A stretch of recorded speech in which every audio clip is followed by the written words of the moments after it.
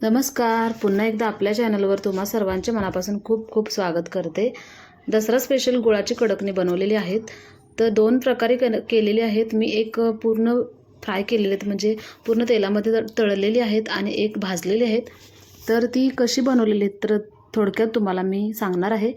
तर खूप छान अशी सुंदर तयारी झालेली आहेत. तर बघू शकता, एकदम छान पातळ तयार झाल्यामुळं एकदम कुरकुरीत लागत आहेत किंवा खुसखुशीतसुद्धा लागत आहेत. तर ते कसे बनवले थोडक्यात मी तुम्हाला सांगणार आहे. चला व्हिडिओला सुरुवात करूया.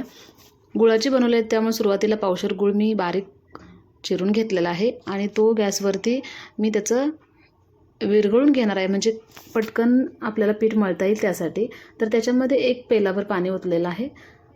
त्याच्यापेक्षा थोडंसं कमी ओतलं तरी चालेल. तर तेवढं ओतलेलं आहे. छान असं गुळाचं पाणी तयार करून घ्यायचं, म्हणजे गूळ पूर्ण विरघळला पाहिजे, त्याचा पाक वगैरे नाही बनवायचा. त्यानंतर 1 पावशेर मैदा घेतलेला आहे, तो छान असा चाळून घ्यायचा. मैदा चाळून झाल्यानंतर त्याच्यामध्ये 4 चम्मच बारीक रवा ॲड केलेला आहे. तुम्हाला आवडत असेल तर करू शकता. तुम्हाला जर गव्हाचं पीठ घ्यायचं असेल तर गव्हाच्या पिठाचे बनवू शकता. तर त्यानंतर मैदा छान चाळून घेतल्यानंतर रवा 4 चमचे ॲड केला आहे, बारीक रवा पाहिजे. त्यानंतर हे बघा, गुळाचं पाणी या पद्धतीने तयार झालेलं आहे. खूप सुंदर असं पूर्ण विरघळलेलं आहे गूळ.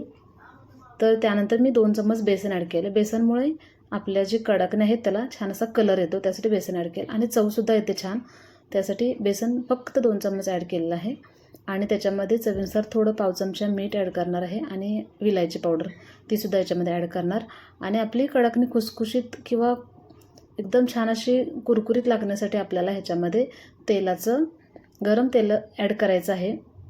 छान असं गरम तेल करायचं आपल्याला, 2 ते 3 चमचे ते गरम करायचं, आणि ह्याच्यामध्ये मिक्स करून घ्यायचं, पूर्ण पिठाला लागून घ्यायचं. त्यानंतर चोळून घ्यायचं. त्यानंतर आपल्याला जे गुळाचं पाणी केलेलं आहे ते गाळणीच्या साह्याने गाळून या पिठामध्ये थोडं थोडं करून हे पीठ छान असं मळून घ्यायचं. जर पाणी थोडंसं लागलं तर थोडंसं थंड पाणी नॉर्मल घ्यायचं आणि पीठ मळून घ्यायचं. आणि जर एवढ्या पाण्यात जर परफेक्ट जर पीठ मळलं तर ठीक आहे, मळू आपण घ्यायचं. जर नाही लागलं तर नाही घ्यायचं. आणि पीठ जास्त घट्टच किंवा जास्त पातळ नाही करायचं, एकदम परफेक्ट करायचं. म्हणजे काय होतं, आपली कडकणी आहे ती छान अशी लाटली जातात किंवा अजिबात तुटत वगैरे काही नाही. तर छान असा आपला हा गोळा तयार झालेला आहे. तर तो झाकून ठेवायचा 10-15 मिनिटांसाठी, कारण आपण त्याच्यामध्ये रवा ॲड केला आहे. तो रवा भिजण्यासाठी याला झाकून ठेवायचा. त्यानंतर आपल्याला 10 मिनिटानंतर आपण छोटे छोटे गोळे करून घ्यायचे, एकदम पेढ्यासारखे छान असे गोळे तयार करून घ्यायचे. पूर्ण गोळे तयार करून घेतल्यानंतर आपल्याला हे पोळीपाटावर लाटून घ्यायचं. तर लाटताना आपल्याला थोडंसं पीठ लावायचं आहे. तर थोडंसं गव्हाचं पीठ लावलं तरी चालेल, मैदा असेल. आता माझ्याकडं मैदा संपलेला, तर मी थोडंसं गव्हाचं पीठ लावलेलं आहे, आणि छान असं पातळ लाटून घेतलेलं आहे.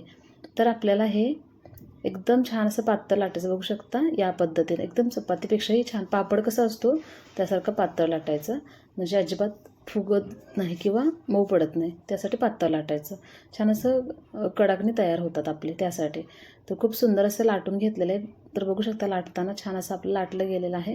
पीठ जास्त नाही लावायचं, नुसतं फक्त एकदम नॉर्मल लावायचं, म्हणजे आपलं तळताना तेल जास्त खेचलं जात नाही त्यासाठी. तर सर्व मी कडकणी लाटून घेते. त्यानंतर मी तुम्हाला दाखवणार आहे की फ्राय कशी करायची. तर फ्राय करताना आपल्याला काय करायचं आहे, तेल आहे ते एकदम छान असं सुरुवातीला गरम होऊ द्या. त्यानंतर गॅसची फ्लेम कमी करा, आणि एक एक कडकणं सोडून आपल्याला छान असा फ्राय करून घ्यायचा आहे. तर खूप सुंदर असा आपलं जे कडकणं आहे त्याला कलर आलेला आहे, कारण आपण त्याच्यामध्ये गूळ आणि बेसन ॲड केलेलं आहे. तुम्ही साखरेचीसुद्धा करू शकता, तुम्हाला साखर आवडत असेल तर साखरेची करू शकता. मला गुळाची कडकणे छान वाटतात म्हणून मी गुळाचे बनवलेले आहेत. तर प्रत्येकाची आवड वेगवेगळी असते, त्यामुळं बघू शकता खूप सुंदर असा कलर आलेला आहे. तर तुमच्या आवडीप्रमाणे गूळ साखर ॲड करू शकता. तर मी जे हे माप सांगितलेलं आहे, पावशेर गूळ घेतलेला आहे मी आणि पावशेर मैदा, तर ते छान असे एकदम परफेक्ट गोळ झालेले. पावशेरमध्ये थोडासा नॉर्मल 1 चमचाभर गूळ काढून ठेवला होता फक्त, बाकी सगळा ॲड केला. तर बघू शकता, दुसरा मी तुम्हाला भाजून दाखवणार आहे. जर लहान मुलं घरी असतील तर जास्त तेलकट खायला आपल्याला द्यायला भीती वाटत असते, अशा वेळेला असे भाजूनसुद्धा छान होतात. आपण जशी पुरणपोळी किंवा चपाती भाजत असतो त्याच पद्धतीनं पॅनवर गरम झालं की त्याच्यावर थोडंसं तेल टाकायचं. त्यानंतर एक एक कडकना असा छान असा एकदम कुरकुरीत होईपर्यंत आपल्याला भाजून घ्यायचं. दोन्ही साईडून थोडं थोडं तेल लावायचं आणि छान असा भाजून घ्यायचा. बघू शकता अजिबात फुगलेलं वगैरे नाही, आणि हा थंड झाल्यानंतर एकदम कडक तयार झालेला आहे. तर तुम्हाला मी दाखवते फायनली लूक खूप सुंदर आलेला आहे.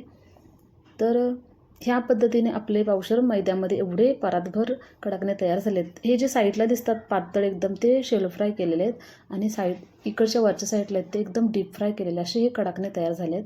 तुम्हाला मी तोडून दाखवलं तर खूप सुंदर असा तयार झालेला आहे आपला कडाकणा. व्हिडिओ आवडला तर नक्कीच लाईक करा, नवीन असाल तर सबस्क्राईब करा. तर दसरा स्पेशल प्रत्येकाच्या घरी ही कडाकणी केली जातात. तर माझा व्हिडिओ आवडला तर नक्कीच तुम्ही माझ्या व्हिडिओला लाईक करा. धन्यवाद.